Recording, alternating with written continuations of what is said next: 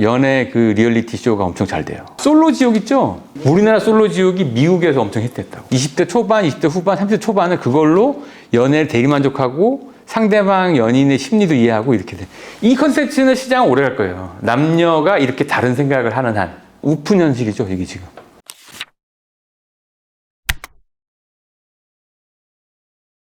세대론이나 어떤 세대다. 이런 정의는 공교롭게 광고 대행사에서 만든 개념이에요. 뭘 팔려고. 그리고 이 출발이 어디서 시작되냐면 87년 6월 항쟁 이후에 88년도 초에 춘투라고 해가지고 노동자들이 그전까지 노동자 임금이 굉장히 억압적으로 이제 딱 갇혀 있다가 임금이나 권리 신장이나 이게 막 한꺼번에 올라가는 거죠. 그 이후에 어떻게 되냐면 89년부터 해외여행 자유화가 풀려요. 제가 대학교 1학년 때는 해외여행 가는 애들이 늘었어요. 일반화는 90년에 됐으니까 선배 세대 그 당시에 40, 50대가 보기에는 나의 삶에 동선하고 전혀 다른 삶을 사는 세대가 처음 태어난 거예요. 그때 태어난 세대가 70년대생이에요. 요 세대가 X세대입니다. 제너레이션 X.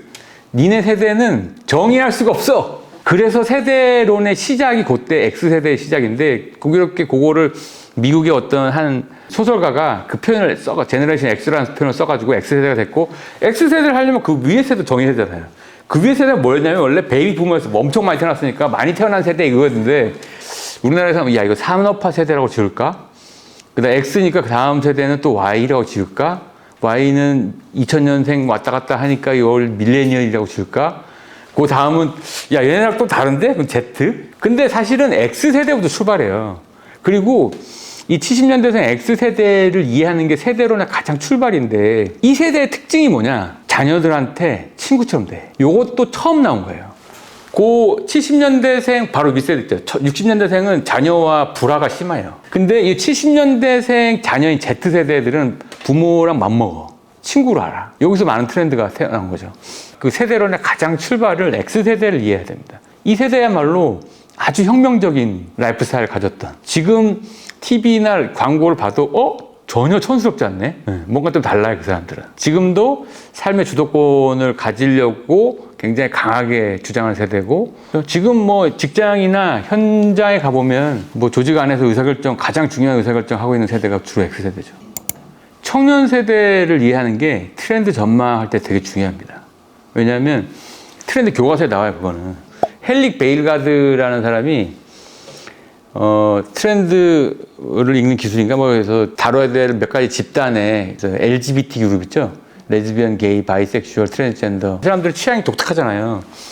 요 사람들이 이 정상분포 곡선을 보면 최상위의 어떤 새로운 선택을 하니까 요 흐름을 잘 봐야 돼서 이 사람들 라이프스타일 관찰해야 된다. 그 다음에 레이디, 여성들, 패션계. 그 다음에 또 하나 보는 게 영 제너레이션이에요. 젊은 사람들의 취향이 결국 이 사람들이 30, 40대를 거치면서 기성의 세대로 가면서 메인스트림으로 변화될 가능성이 매우 크고 이 취향을 끊임없이 중년 세대는 보고 따라한다고요. 지금 60, 70대들도 보면은 젊은 취향이지 이렇게 얘기하는 것도 사실 20대들이 하는 것처럼 하고 다니잖아요.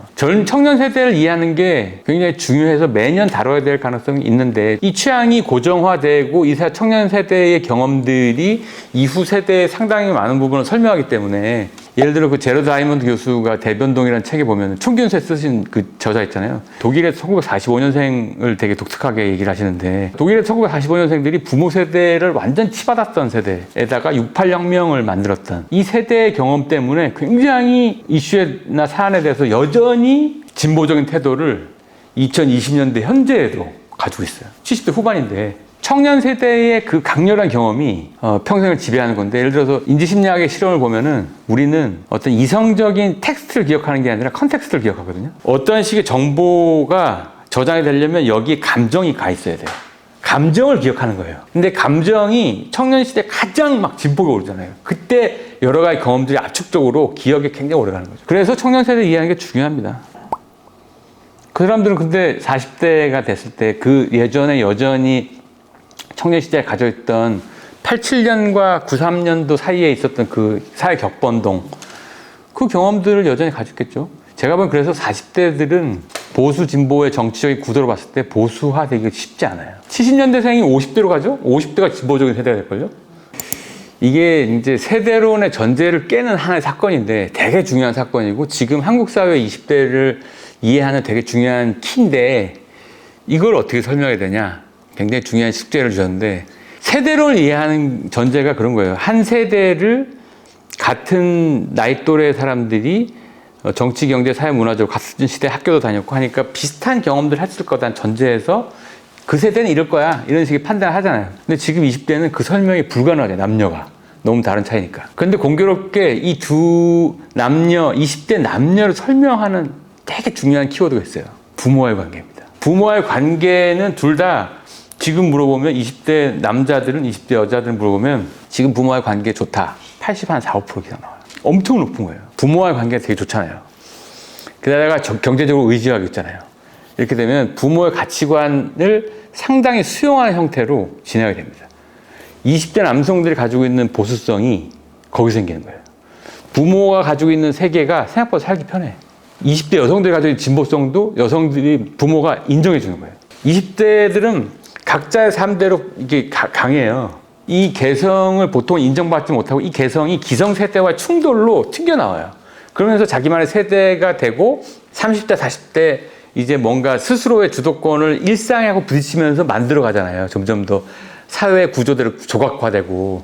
그런데 지금 20대에는 가정 안에서 있는 거예요. 그냥. 부모와의 세계관을 서로 커뮤니케이션 하면서 부모가 개성을 인정해 주는 거예요. 여성이든 남성이든. 근데 남성 입장에서는 기득권으로 살았잖아. 그거를 얘기를 하니까 20대 남성들은 내가 받은 게 없는데 역차별한다는 20대 엄청 많아요. 그래서 20대 관점으로 보면은 네가 생각하는 게 맞아 라고 부모가 생각해 주는 거예요. 또는 방관이든 야, 넌 틀려 이렇게 해야 돼 라고 하는 게 70년대생 위에 부모가 강하게 한국 사회 주인의식을 갖고 했다면 그런 관점이 30대랑 자꾸 충돌하기 때문에 30대 후반들은 부모를 안 좋아. 근데 지금 70년대생 중심으로 또는 뭐 60년대 후반생 부모랑 관계에서 그걸 인정받았던 자녀들은 자신이 가지고 있던 생각을 틀리다고 교정받지 않았어요. 그래, 네가 생각하는 게 맞을 수 있어. 그래서 기본적으로 차별 인식이 들어와가지고 한국 사회에 뭔가 반해야겠다고 생각들을 여성들이 좀 더 많이 하면 굉장히 진보적으로 트는데 인정해 주는 거죠. 그런데 이게 역차별이고 이건 나한테 이런 문제 제기한 건 항의할 만해. 20대 남성들 그 생각한다면 그 생각도 일리가 있어. 양극단으로 가는 거죠. 부모가 그 생각, 자기 생각을 이렇게 전제하고 설득하지 않았어요. 인정해 주니까 이 개성이 양극단화되는 거죠. 아주 흥미로운 현상입니다. 그 자체로 한국 사회는 독특한 세대론이 형성된 거죠. 이렇게 되면 젠더 갈등은 해결이 안 될 거예요. 계속 갈 거고 중재를 해줘야 되는데 되게 중요한 힌트가 그 17살짜리 여자 사람 그 친구 반에서 얘기되는 거 보면 힌트가 있어요. 처음에 만나서 서먹서먹 하다가 조금 친해지면 자기 생각 꺼리낌 없이 다 드러내거든요. 다 드러내다가 서로 얘기를 들어줘. 오, 그러네. 이건 내가 너무 다른 쪽의 얘기도 안 들어보고 생각했네? 얘네들 얘기를 다 들어오면은 합리적인 대로 이렇게 수렴을 하잖아. 그거 되게 중요한 단서가 있다고 봅니다. 그리고 편견이 있어도 뾰족하게 그냥 가는 게 아니라 이 관계가 전제되어 있기 때문에 어느 정도 평행하고 합리적인 의견으로 수렴을 해요. 소통의 힘이 그런 거죠. 그것도 중요한 지적이신데 그러기 때문에 그렇게 해야 될 퍼실리테이터가 필요한 거예요. 그게 선배 세대든 누군가 합리적 의견을 꼭 내야 된다는 소명의식을 가진 사람이 그걸 해줘야 됩니다. 어쨌든 이렇게 이제 떨어져 있기 때문에 라이프 스타일이 저희가 조사를 해보면 성적인 교감이 엄청 적어요. 이거 우리나라만의 현상은 아니고 글로벌하게 미국도 성적인 교감이 계속 떨어지고 있다가 2014년부터 혼자서 해결하는 비율도 엄청 늘어나고 있어요. 미국도. 우리나라도 늘어나고. 그래서 역설적으로 트렌드가 이런 게 있습니다. 연애 그 리얼리티 쇼가 엄청 잘 돼요. 엄청 나오잖아요, 지금. 시즌 2, 3, 환승연애 무슨 네덴 뭐 솔로 지옥 있죠? 우리나라 솔로 지옥이 미국에서 엄청 히트했다고. K-데이팅 컨텐츠라는 이름으로 야, 한국 애들은 이러고 노네. 열광하고 한국 문화도 이해하고. 어쨌든 그런 식의 연애 리얼리티가 엄청 흥행하고 있습니다. 저희가 조사를 해봐도 20대 초반, 20대 후반, 30대 초반은 그걸로 연애를 대리만족하고 상대방 연인의 심리도 이해하고 이렇게 돼. 이 컨텐츠는 시장은 오래 갈 거예요. 남녀가 이렇게 다른 생각을 하는 한. 오픈 현실이죠, 이게 지금. 그 다음에 또 하나 유행하는, 이 세대론에 유행하는 컨텐츠가 있는데 상담 프로그램을 빙자해가지고 부모를 까는 프로그램도 엄청 나오고 있어요. 왜냐하면 지금 Z세대라고 하는 10대 후반, 20대의 Z세대들이 아까 말씀드렸죠. 부모랑 관계가 좋다고. 부모를 만만하게 보는 거예요.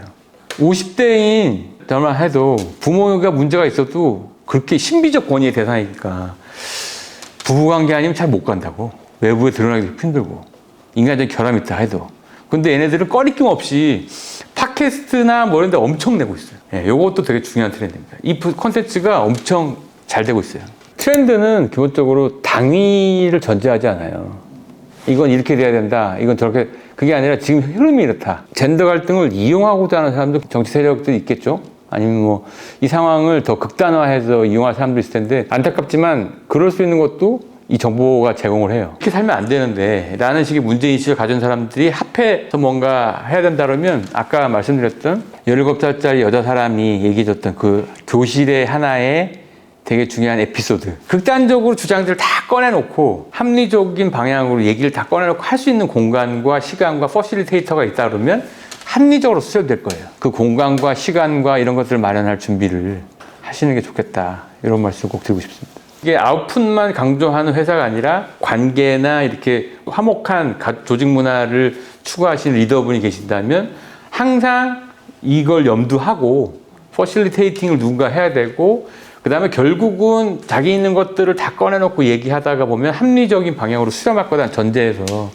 그런 인간의 어떤 선한 이해를 전제로 상황을 만드시면 풀어나갈 수 있다고 생각합니다. 트렌드는 어떤 식의 정보를 꼭꼭 집어주는 것보다 타인의 이해가 전제되어야 된다고 생각합니다. 그게 되어야 주변의 일상에서 이제 내가 얼마나 과도하게 불안하게 하고 있는 건지 아니면 내가 얼마나 사람들 생각하지 않고 기술적인 부분만 이제 집중해 왔는지 내가 뭘 놓쳤는지 또는 내가 어떤 식의 메인 흐름에 뭐 앞서고 있는지 또는 뒤쳐져 있는지 이런 것들을 파악할 때 되게 중요한 정보를 줄 수 있다고 생각합니다. 그래서 그런 측면에서 트렌드 정보의 효용성이 있다고 생각해요.